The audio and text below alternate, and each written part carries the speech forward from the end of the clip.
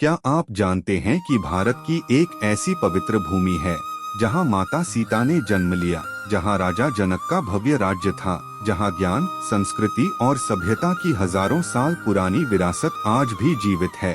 स्वागत है मिथिला में। हमारी मिथिला यात्रा की शुरुआत होती है दरभंगा से, जिसे मिथिला की सांस्कृतिक राजधानी माना जाता है।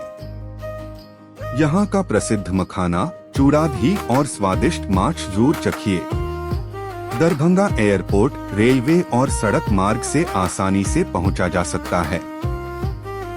हमारा पहला पड़ाव है पावन अहिल्या स्थान, जहां भगवान श्री राम ने माता अहिल्या का उद्धार किया था। यह स्थान आस्था, इतिहास और रामायण की अमर गाथा का प्रतीक है। अब चलते हैं भव्य दरभंगा फोर्ट, जो दरभंगा राज की शाही विरासत का प्रतीक है। इसकी ऐतिहासिक इमारतें और राजसी स्थापत्य मिथिला के गौरवशाली अतीत की कहानी सुनाते हैं। अब चलते हैं पवित्र कुशेश्वर स्थान, जो भगवान शिव के प्रमुख और प्राचीन मंदिरों में से एक माना जाता है। सावन के महीने में यहाँ लाखों श्रद्धालु दर्शन के लिए आते हैं।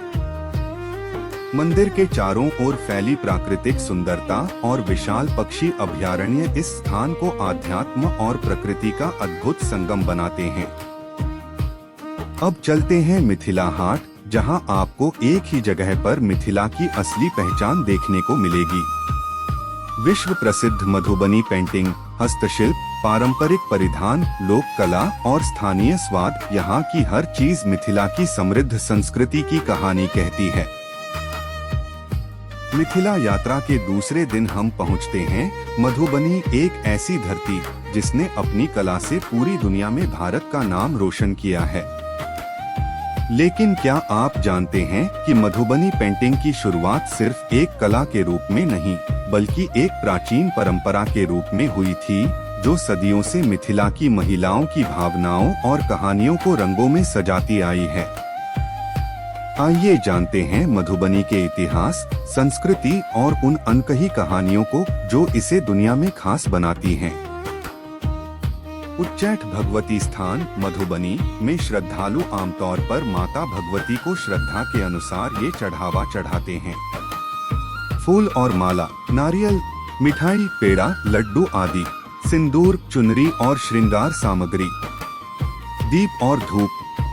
उच्चैठ भगवती स्थान में दर्शन के बाद यहाँ की छोटी छोटी दुकानों से रंग बिरंगी चूड़ियाँ, लाठी, पूजा सामग्री, चुनरी और मिथिला की पारंपरिक वस्तुएं खरीदना न भूलें। ये स्थानीय बाजार आपको मिथिला की संस्कृति से करीब से जोड़ते हैं।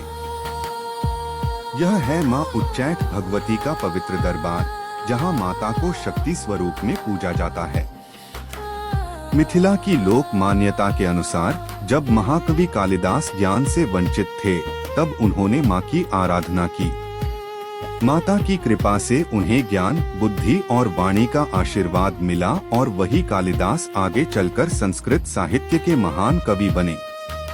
आज भी भक्त यहाँ मां से विद्या, शक्ति और आशीर्वाद प्राप्त करने आते हैं। मधुबनी जिले के सौराठ गांव में स्थित है प्राचीन सोमनाथ महादेव मंदिर, जो मिथिला की धार्मिक आस्था का एक महत्वपूर्ण केंद्र माना जाता है। यह पवित्र मंदिर भगवान शिव को समर्पित है और वर्षों से हजारों श्रद्धालुओं की श्रद्धा का स्थान बना हुआ है। स्थानीय मान्यता के अनुसार यहाँ भगवान शिव की दिव्य शक्ति का वास है और भक्त सच्चे मन से पूजा, जलाभिषेक और प्रार्थना करके आशीर्वाद प्राप्त करते हैं। सावन के महीने में मंदिर में विशेष उत्साह देखने को मिलता है, जब दूर दूर से श्रद्धालु भोलेनाथ के दर्शन के लिए आते हैं। सौराठ सिर्फ सोमनाथ महादेव मंदिर के लिए ही नहीं, बल्कि प्रसिद्ध सौराठ सभा के लिए भी जाना जाता है। राजनगर के नौलखा पैलेस की खासियत सिर्फ इसकी शाही वास्तुकला नहीं, बल्कि इसके अंदर मौजूद दिव्य मंदिर भी हैं। यहाँ माँ दुर्गा, माँ काली, माँ त्रिपुर सुंदरी और भगवान शिव के मंदिर स्थित हैं, जो इस राजमहल को आस्था और इतिहास का अनोखा संगम बनाते हैं। क्या आप जानते हैं राजनगर पैलेस को नौलखा पैलेस क्यों कहा जाता है? मान्यता है कि इसके निर्माण में करीब 9 लाख रुपए खर्च हुए थे। कभी मिथिला के राजाओं की शान रहा यह महल आज भी अपनी भव्य वास्तुकला और इतिहास की कहानी सुनाता है। अब हम पहुंचते हैं मधुबनी के जितवारपुर गांव में, जिसे दुनिया भर में मिथिला पेंटिंग की जन्मभूमि के रूप में जाना जाता है। यह छोटा सा गांव अपनी कला के कारण अंतर्राष्ट्रीय पहचान बना चुका है। जितवारपुर के कई कलाकारों ने अपनी अद्भुत मधुबनी चित्रकला के माध्यम से भारत का नाम रोशन किया है और उन्हें राष्ट्रीय पुरस्कार व पद्मश्री जैसे प्रतिष्ठित सम्मान से सम्मानित किया गया है। यहाँ के घरों, दीवारों और कलाकारों के हाथों में आज भी सदियों पुरानी मिथिला संस्कृति जीवंत दिखाई देती है। देवी देवताओं, विवाह संस्कार, प्रकृति और लोक जीवन की कहानियां रंगों के माध्यम से कागज और कैनवास पर उतरती हैं। अगर आप मिथिला की असली कला और संस्कृति को करीब से महसूस करना चाहते हैं तो जितवारपुर गांव की यात्रा जरूर करें। मधुबनी के भवानीपुर में स्थित है पवित्र उग्रनाथ महादेव मंदिर, जो मिथिला की आस्था का एक प्रमुख केंद्र है। मान्यता है कि यहाँ स्वयं भगवान शिव ने महान कवि विद्यापति के सेवक उगना के रूप में रहकर उनकी सेवा की थी। जब विद्यापति को यह रहस्य पता चला तो शिव अंतर्ध्यान हो गए। आज भी भक्त उग्रनाथ महादेव के दर्शन कर भगवान शिव और भक्त विद्यापति की इस अद्भुत कथा को याद करते हैं। मिथिला की पावन धरती पर स्थित है कल्याणेश्वर नाथ महादेव मंदिर, जो मधुबनी जिले के कलना गांव में भगवान शिव की प्राचीन आस्था का केंद्र है। मान्यता है कि यह पवित्र स्थान त्रेता युग से जुड़ा हुआ है, जहां मिथिला के राजा जनक ने भगवान शिव की आराधना की थी। कहा जाता है कि राजा जनक की भक्ति से प्रसन्न होकर भगवान शिव ने यहाँ कल्याणेश्वर रूप में दर्शन दिए और शिवलिंग की स्थापना हुई। इसी कारण यह स्थान मिथिला के प्रमुख शिव धामों में गिना जाता है। इस पवित्र स्थान से जुड़ी एक और प्रसिद्ध लोक कथा बाबा परमहंस जी की है।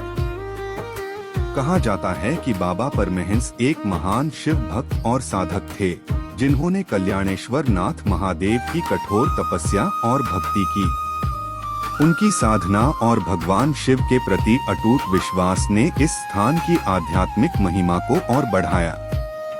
स्थानीय मान्यता है कि बाबा परमहंस जी को यहाँ भगवान शिव की दिव्य कृपा का अनुभव हुआ और उन्होंने अपना जीवन भोलेनाथ की सेवा और भक्ति में समर्पित कर दिया। सावन के महीने में हजारों श्रद्धालु यहाँ पहुंचकर जलाभिषेक करते हैं और भगवान शिव से सुख, शांति और कल्याण का आशीर्वाद मांगते हैं। रामायण काल की मान्यताओं, संत परंपरा और मिथिला की संस्कृति को जोड़ने वाला यह मंदिर हर शिव भक्त के लिए एक विशेष आध्यात्मिक स्थान है। मिथिला यात्रा के तीसरे दिन हम निकलते हैं मधुबनी से सीतामढ़ी की ओर। चलिए इस अद्भुत रामायण यात्रा की शुरुआत करते हैं। क्या आप जानते हैं, पुनौरा धाम बिहार के सीतामढ़ी में है वो पवित्र स्थान जहां माता सीता का जन्म हुआ था। इसे कहा जाता है जानकी जन्मभूमि। यही धरती से प्रकट हुई थी वो दिव्य कन्या, जिन्होंने रामायण को जीवंत बना दिया। सीतामढ़ी में स्थित हलेश्वर स्थान एक प्राचीन शिव मंदिर है, जहां राजा जनक ने खुद भगवान शिव की स्थापना की थी। मान्यता है कि यहाँ पूजा करने से सभी कष्ट दूर होते हैं। महाशिवरात्रि और सावन में यहाँ लाखों भक्तों की भीड़ उमड़ती है।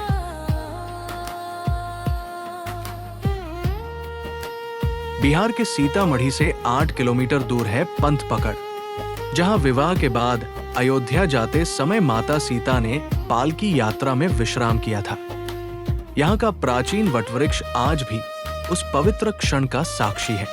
ये स्थान सीता माता की अयोध्या यात्रा की एक अमिट याद है। बिहार के सीतामढ़ी में स्थित है जानकी मंदिर, जहां मानी जाती है माता सीता की जन्मभूमि। ये भव्य मंदिर त्रेता युग की उस दिव्य स्मृति को जीवित रखता है, जहां धरती से उत्पन्न हुई थी मिथिला की राजकुमारी जानकी। हर दिन यहाँ हजारों श्रद्धालु दर्शन करने आते हैं और खासतौर पर रामनवमी व जानकी नवमी पर होता है विशाल उत्सव। ये मंदिर सिर्फ ईंट और पत्थर से नहीं बना, ये बना है आस्था, श्रद्धा और सनातन संस्कृति की भावना से। मिथिला यात्रा के चौथे दिन हम भारत से नेपाल की ओर बढ़ते हैं। जनकपुर धाम, राजा जनक की पवित्र नगरी और माता सीता का मायका। यही वह स्थान है जहां माता सीता ने अपना बचपन बिताया और भगवान श्री राम व माता सीता का दिव्य स्वयंवर संपन्न हुआ। आज हम जानेंगे जनकपुर धाम के इतिहास, भव्य जानकी मंदिर और रामायण से जुड़े पवित्र स्थलों की अद्भुत यात्रा। यह है पवित्र विवाह मंडप, जहां लोकमान्यता के अनुसार भगवान श्री राम और माता सीता का दिव्य विवाह संपन्न हुआ था। आज भी यह स्थान प्रेम, आस्था और रामायण की अमर यादों का प्रतीक है। यह है पवित्र धनुषा धाम, जहां लोकमान्यता के अनुसार भगवान श्री राम द्वारा तोड़े गए भगवान शिव के दिव्य धनुष का एक अंश गिरा था। इसलिए यह स्थान रामायण काल की आस्था और इतिहास का एक महत्वपूर्ण तीर्थ माना जाता है। तो दोस्तों, यह थी हमारी 4 रात 5 दिन की अविस्मरणीय मिथिला यात्रा। अब 5वें दिन आपके पास 3 बेहतरीन विकल्प हैं। पहला, अपनी यात्रा को नेपाल में आगे बढ़ाइए और जनकपुर के बाद चितवन, काठमांडू और पोखरा की खूबसूरती का आनंद लीजिए। दूसरा, पूर्वोत्तर की ओर बढ़ते हुए सिक्किम और दार्जिलिंग का शानदार टूर कीजिए, जिसमें सिलीगुड़ी, दार्जिलिंग, गंगटोक, पेलिंग, कालिम्पोंग और लाचुंग शामिल हैं। और यदि आपकी यात्रा यहीं समाप्त होती है, तो आप दरभंगा एयरपोर्ट या दरभंगा जंक्शन से आसानी से अपने घर के लिए रवाना हो सकते हैं। उम्मीद है मिथिला की यह यात्रा आपको जीवन भर याद रहेगी।